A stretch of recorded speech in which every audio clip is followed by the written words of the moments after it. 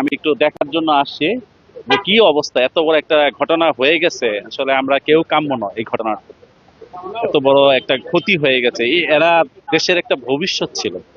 হইতে পারতো ডাক্তার, হতে পারতো কেউ ইঞ্জিনিয়ার, কি হয়তো বা সরকারি কোনো একজন বড় কর্মকর্তা হইতে পারো। কে দায়ভারটা নিবে আসলে? ঢাকা শহরে এত জনবহুল এলাকা, 2,40,00,000 বেশি লোক এখানে বসবাস করে, অথচ এইখানে বিমান উড়ায়।